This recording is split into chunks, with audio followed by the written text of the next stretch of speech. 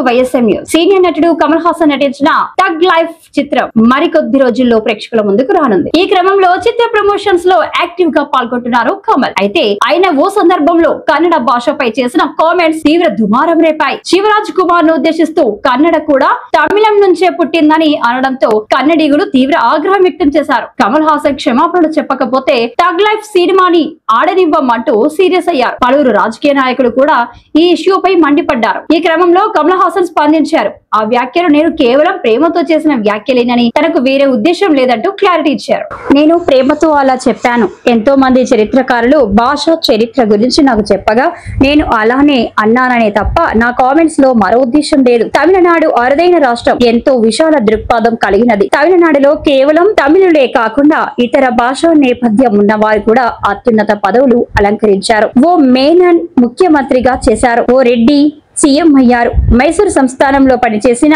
నరసింహన్ రంగచారి మనవరాలు కూడా ముఖ్యమంత్రిగా చేశారు. చెన్నైలో ఇబ్బందులు ఎదుర్కొంటున్నప్పుడు కర్ణాటక నాకు మద్దతుగా నిలిచింది. భాష అనేది చాలా సున్నితమైన అంశం. దాని గురించి మాట్లాడేందుకు రాజకీయ నాయకులు అర్హులు కారు. నిజం చెప్పాలంటే ఆ అర్హత నాకు కూడా లేదు అంటూ కమల్ హాసన్ చెప్పుకొచ్చారు. భాషా సంబంధిత విషయాల్లో రాజకీయ నాయకుల జోక్యం అనవసర పరిస్థితులకి దారితీస్తుంది. తన వ్యాఖ్యల వలన ఎవరి మనోభావాలు అయినా దెబ్బతిని ఉంటే క్షమాపణ కోరుతున్నాను.